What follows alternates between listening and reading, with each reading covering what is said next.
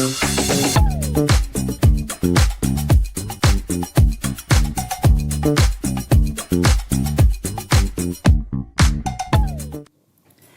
morning, Dubai. This is the Lovin Dubai show with me, Casey. And me, Massa. And we go through the big trending stories everyone across the country is talking about. We're going to talk about the dramatic World Cup qualifier that happened last night in Iraq. UAE fought to the last breath.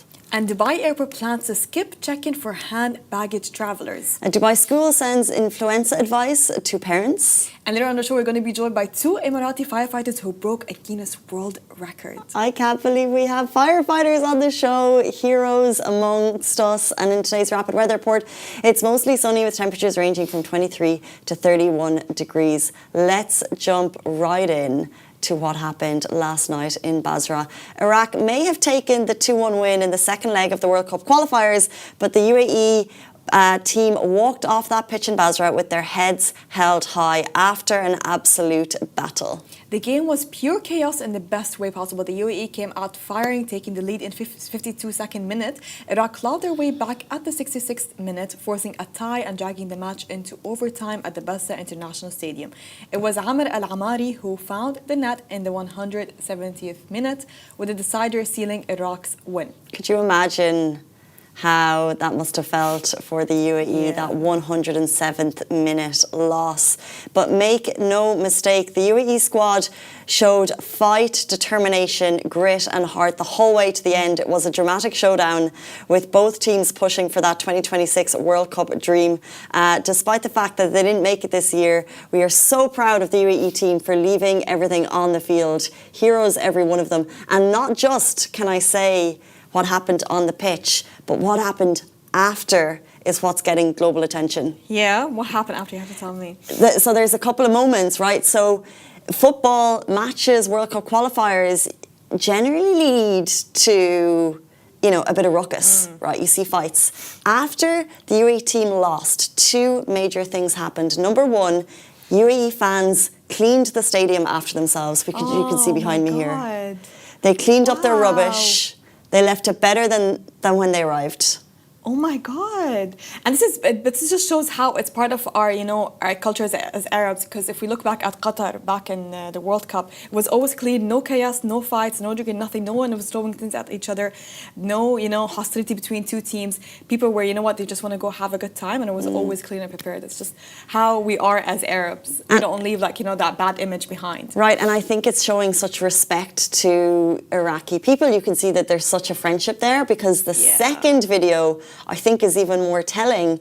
The UAE fans, after losing in the 107th minute, they're leaving and they're actually chanting, long live Iraq, long live Iraq, congratulations, congratulations, congratulations. Because whatever Arab country does join the World Cup, it's still a huge representation for us. So whether it was UAE, whether it was Iraq, whether it was Tunis, whether it was Morocco, it's still a huge representation. So we're going to support them regardless. It's such grace. Yeah. It's pure class by the Emirati fans. 100%. Like, can you imagine the devastation? There's one video, though, of a fan sitting there devastated, and an Iraqi person is trying to kind of help the man leave, but the man is bawling his eyes out, and he's just completely, you know, just thrown by the fact that this was a World Cup chance and it's gone. But it was amazing to see the Iraqi then helping the UAE man. It's a very sad video. Well, we appreciate the efforts, and we're really happy for whoever won, and best of luck on the World Cup. I can't wait to see how things will play out later.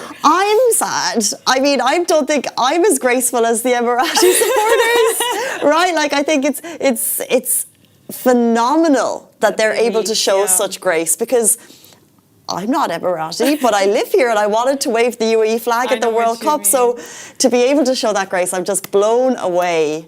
And they got on, I think it was busy airports in Basra last night to come back to the UAE. But speaking of busy airports... Dubai Airport plans to skip check-in for hand baggage travelers. So Dubai Airport is gearing up to make travel even faster, including removing check-in altogether for passengers flying with hand baggage only. So CEO Paul Griffiths revealed that.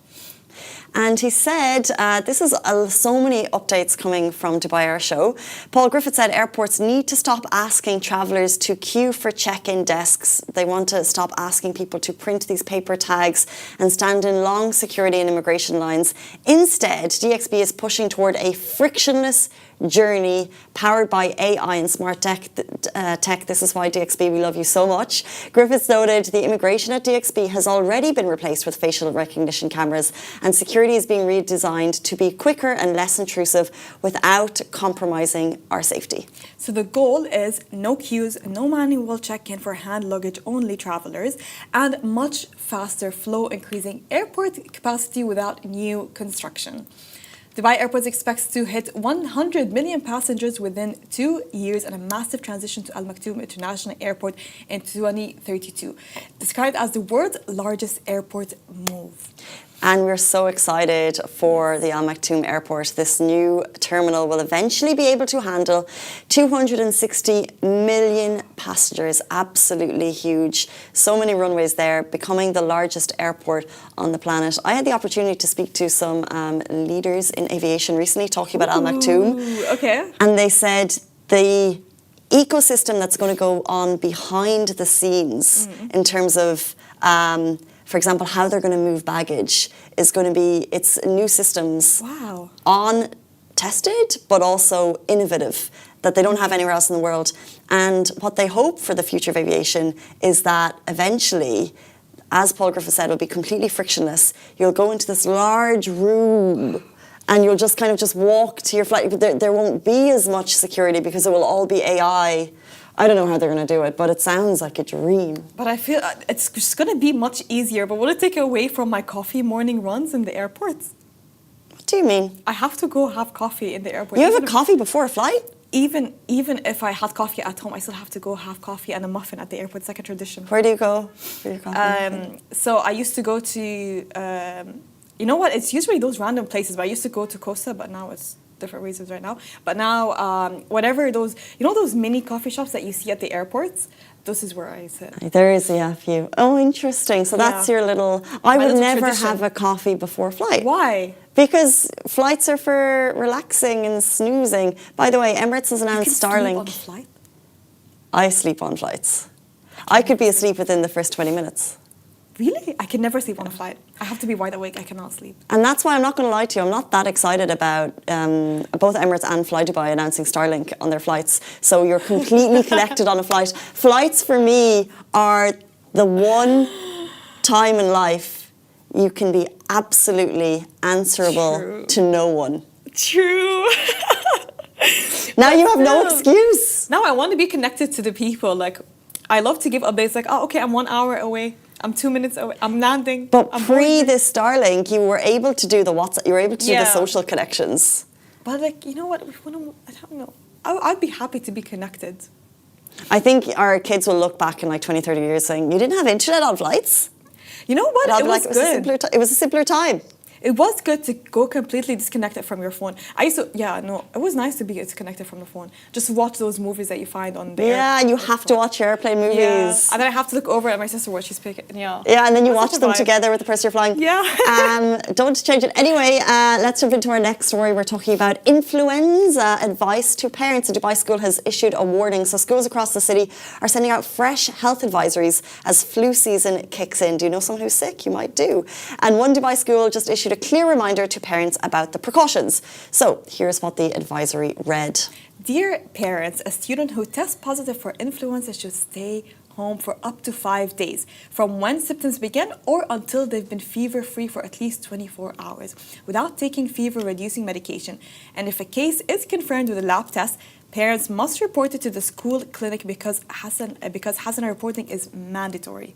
So, for close contacts with flu, there's no exclusion or quarantine required right now. They can continue attending school as usual, just monitor for symptoms and follow preventative measures. The advisory also reminds everyone what flu actually looks like. It's a contagious respiratory illness affecting the nose, the throat, the lungs, and symptoms tend to hit suddenly and can be more intense than a normal cold. So the common signs which you should look out for if you're feeling fever, if you're feeling chills, although not everyone will get a fever, along with the usual fatigue, aches, sore throats and cough. I feel like everyone in our office Everyone's been sick. has all of these symptoms. So parents, keep an eye out, keep kids home if they're unwell, and keep everyone around you safe this season. Everyone's been sick lately. I was one of them. It was a horrible sickness. And I was passed on. I didn't pass it on. No, that was the week after. I didn't pass it on. Okay, You can't claim you didn't pass on a I sickness. did it because I took a good leave. When were you after sick? leave. That was. I think it was 2 weeks ago. Was it? Well, a lot of people in our office are sick this week. Yeah, a lot of people are so. I don't know what's been happening. Every time I talk to someone, they're either sick or they're home because they're feeling tired. It's feeling, but I feel particularly for parents in this situation because they have to be extremely careful. And if their child is showing flu symptoms, the school is saying, don't send your child to school, because what happens is it's so easy to spread. You know, if you're a conscious adult, you carry your sanitizer, you sneeze this way, and you're very careful. Kids not so much, right? Because they're all they'll be over each coughing in other. your face. They're grubby hands. And so schools have to take a hard line on this, saying, look, the kid can't come to school. And then therefore parents have this huge responsibility. conundrum. Well, they also have a conundrum of like, if it's two parents working, maybe they have help, maybe they don't. But they have to figure out, oh, what are we going to do with my child for 5 days? Oh my God, that's really so tricky. true. I didn't think of that. So you need a flexible work environment, I guess. Flexible, like if offices can offer, remote working for parents. But then it's difficult because you have to hide your child. And then you have to think of your Job. What if Not easy. It's not easy at all. Not easy. Like, well done for all the parents. Like, you're so strong. The working parents specifically. Superpowers. Super people. You need an army. You need an army. Well, okay. We are getting a notification from behind the scenes saying this. What does this mean? It's just 5 minutes. To wait? I think we're going to go into our next interview. I think it's time. I think it's time. It is time. And I know this is the interview that I have been so excited for. Beyond excited for. We have superheroes here. Superheroes. Yes. Who are going to inspire us. You're about to meet the Emirati firefighters who broke a Guinness World Record. They also saved lives. We've got two in the show right after this very short break. Do stay tuned. A very welcome back to the Lovin Dubai show. Today's guests are two incredible Emirati firefighters, Majid Al Ali and Abdullah Al Shamsi, who made history by climbing 159 floors of the Burj Khalifa in full 15 kg fire equipment gear, setting a new Guinness World Record. Their challenge wasn't just speed, it was a test of endurance, low oxygen, heat, and intense physical fatigue. Here to hear how they did it. Welcome to the show. Welcome to the show. Thank you for having us. We're excited. So hard luck to the UAE team last night. Were you watching the match? Yeah, unfortunately, but It's okay. yeah, it's okay. Whatever Next it time, was, inshallah, yeah. after 4 years. Hopefully. Hopefully. The Inshallah. 107th minute, I cried for the country. I thought it was so sad. It is sad. It is. Okay. It's okay. Whatever. It's good that we have our presentation in the World Cup, though. That's true. Yeah. Inshallah, Yeah. we'll be there in Saudi Arabia. Yes, Inshallah. inshallah. That will be the dream. It's closer to us. Exactly, Yeah, yeah. that's why it's gonna be easier. Yeah, Inshallah. true. It's very true. The World Cup is one challenge, but climbing the Burj Khalifa, carrying your gear is another challenge. First of all, tell us what inspired you to take this on. The inspiration was made after we saw His Highness Sheikh Hamdan bin Mohammed bin Rashid Al Maktoum. We saw him. In 2022. Yeah, he went to Burj Khalifa with a vest. So we had a challenge that we want to show the country worldwide that what UAE firefighters are capable of. So we put the gear, 20 kilos, and we went. Then Guinness, they told us like, why don't you? It was not with Guinness. It was something that we want to do it Okay. to show the world. But when Guinness spoke with us, they were like, there is a world record if you can break 60 minutes. Yeah, if you can get lower than 60 minutes, you're gonna be the world record. Wow. We were like, okay, we're gonna try it. But we will try. First time it was, I think we finished it in 1 hour and 10 minutes or 11 minutes. Oh, it was so close. Yeah, The but- first, no, it's not with Guinness. Oh, Like we no, trained, you like, trained. like it's only for a go. Yeah. We said we're gonna try. After we tried it, it was like 1 hour and 20 minutes, something like this. Yeah. And it was like, oh, it's very hard. That's why they said 60 minutes you can break the world record. Yeah. Right. So after that, we trained, and alhamdulillah, we got 53 minutes. 53 Wow. minutes! Wow. So we broke the world record. Crazy, but can we ask, how was the training like? Were you carrying gears? Were you running up the stairs? We train with the vest. Yeah. In the first we took, I think, around 1 hour in the stairmaster. After that, every week we put 10 minutes more until 3 hours. Yeah, we were on 3 hours mission every day. Oh my The God. mentality and the fatigue, and the thing is, it's everything surrounding, you know? Yeah. A stairmaster, you take like 10 minutes, you feel like it's 30 minutes. Yeah. Yeah, or 20 minutes, like True. 1 hour. Stairmaster doesn't move. So the challenge was, it's mental more than True. That's so true. the goal Physical, itself. right? So I was like playing some movies. I finished all the movies, series, everything. Like I had nothing to do. Chat with my friends. 3 hours like daily for 3 months. But do you ever have that feeling where you wanted to give up or you can't do that? Or was it just pushing you stronger with every challenge? See, what built our mental is Dubai Civil Defense. Yeah. Our our job. As a firefighters, what they do is their mental should be strong. So before joining Dubai Civil Defense, I didn't have this mental. But this mental, it was built when we joined Dubai Civil Defense. So it's always keep going and going, like you can do it, you can do it. And do you want to know what happened in Burj Khalifa? What happened? When we reached the floor 110, I was communicating with the people. I was like, I had this point, like I had like a bonus card. I kept it for myself and for the team. So when we're gonna give up, we want to give up, I want to tell them that. Yeah. I was like, when we reached 110, 111, I was like communicating with them. I told them like, guys, there is someone is upstairs, like he's dying. We need to reach before he dies. Oh God, yeah. So they were like, okay, pushing more. Yeah. There's no one. And then we saved And it Guinness was World the Record. hardest part. From the 110 floor, it's really hard. And why was it so hard? I imagine you're struggling with oxygen. How are you able to prepare for the oxygen levels dropping at scaling such a height? The oxygen level, it's, you know when you go to over 120, the level goes down. But we have this technique because we work with it. Yeah. We work with cylinders and this. We know how to manage to breathe from your nose and take out from your mouth. Keep breathing. The most important thing is the heart rate, to keep it lower. When you keep the heart rate lower, you can breathe less oxygen. So this was a challenge also. So much technique. And Yeah. was there a specific point or maybe a floor where you felt like the fatigue were taking over and you had to push your team members even more? Yeah. Or what was the hardest? What was the hardest maybe point of it? Shall I tell them? Yes, that's better. Okay. Just waiting for the cue.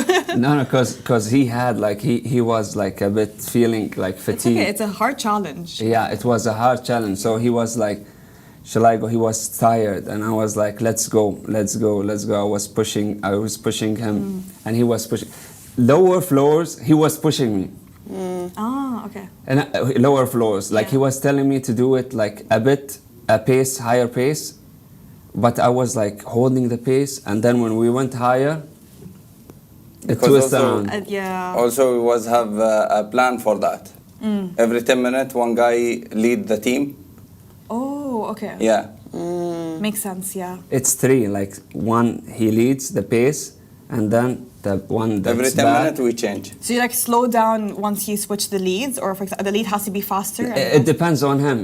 You know, he have the pace, Yeah. but you should move with him as a team. okay. Like for Yeah. example, you lead, and we're behind you, and then we switch around. I lead, you're behind me, but your pace is not like my pace. True. But you Yeah. need to keep on. Pushing the team, yeah. So I was telling him like lower the pace from the beginning, but when I went up, he was telling me to lower the pace. Oh, okay. How it's different, yeah. But what do you do in that moment? Because I assume if you're going for Guinness, there's an adjudicator there. So you have one shot. Yes. And you're trying to break a time limit, and every second counts. And so when one person needs to slow it down, how do you make that call of, okay, either we're going to go, maybe you wait there, or we're all going together? How do you make that decision? When you see your friend it's moving, you should to move. You should not stop and... It's as a team. If it's a line, if you cut the line or one team member is out, you can't. It's in our mental, like when you go and save lives, for example. You can't leave your teammates behind. Yeah. That's the thing. That's the main goal. That's why we go together. And if he stops, I'm gonna stop. Try to help him. Like we had this mentality that if someone stops, we're gonna carry him and go. Like we a had no team choice. spirit, Yeah. Wow, that's amazing, guys. We should have that as part of our colleagues, if you still You should to try one time. You should to try to climb Burj Khalifa one time. Oh, no. I don't think I can be able, no, that challenge is too difficult for me. Even Stairmaster without for 10 minutes. Yeah, even without 20 kg weight, like most people would find that physically a really tough challenge to complete. Yeah. Even walking. So the fact that you could do it as a team with 20 kg is phenomenal in 53 minutes. Wow. I had to mention the 53 minutes. So when you did reach the top and you finished and you broke the record, what was that? What was the first feeling you felt? The feeling that we had is that what we can do for our country. Like we are proud that we have people that can break the world record for this country. That's the most proudest moment that I felt. True. That's so nice. It must have been a proud moment for you as well. Yeah. Yeah. What's the first thing you did? Did you sit down or did you stand up? Or like, I want No, to be honest, when I reached, I suggested, you know, as a Muslim, sajda. Oh, okay, yeah. Yeah, I did this. Very nice. Very powerful moment also. Yeah. So did you have videographers and cameras following you up? Yeah. Yeah. Did it add more pressure or motivation? To be honest, I was like, the cameraman was behind me. I was like, please give me a space, you know, because I have no oxygen. Yeah, true. At the same time, like... And it was 3 guys with us. 3 guys. With the camera. So I was like, I need this oxygen. You're taking like even 1%. I need it. Like I'm climbing. Did they train as well, the camera guys? No, they come by lift and then. Okay. Every 40 floor they come. Easy, you know.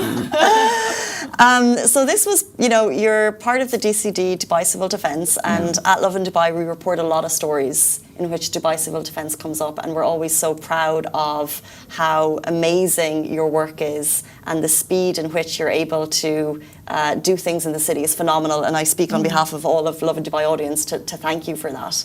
And so I wonder, you know, when you first joined Dubai Civil Defence, what inspired you to take on this heroic position? When I was young, I was like, you know, when you're young, you always want to be a hero. Like, for example, Superman, Batman. You always want to be a hero. But when I get older, I was looking for a job to be a hero. Then I saw firefighting is a job to put a smile on people's faces, saving lives, do something for this country. That's what made me be a firefighter very nice. and choose it. Did you always want to be a firefighter? Yeah. Yeah. From an early age. Very nice. And what's been the most memorable day of your job or memorable event of something that really touched you throughout your career? It's always when you save lives. That's the thing. I can't tell you more or less than that. Like if you, it's lives or animals. Like lives, it's in animals also. So when you see people that the family that they're looking for someone that is trapped and you save them, bring them outside. It's very, like, this moment I can't explain. It's only inside you feel it. And this is the best part from our job. True. Reuniting people. Yeah, choosing this job makes us... A very selfless job, actually, yeah. That's amazing. Amazing. We would like to ask for people listening, is there any common fire-related incidents And what should we as people be avoiding in our houses to cause less fires? There is so many stuff, like we have now an AI that in Dubai Civil Defense, if you follow our page, like we every day by like 1 week, we also, because you know UAE is a place that all nationalities in it, so we release videos that explain all over this in like maybe 24 languages. English, Indian, like all languages in one Instagram page. It's really important to make note Yeah. of it. So, yeah. So it's all there. Once again, thank you for your time this morning. Thank you for having us. You're heroes in the studio. We're so excited to have you. And yes, thank you so much to the DCD as well. Thank you. That is the end of the Lovin Dubai show today. Thank you, Massa. Thank you, Casey. We're back with you every single weekday morning, same time, same place. Have a beautiful day. Bye-bye.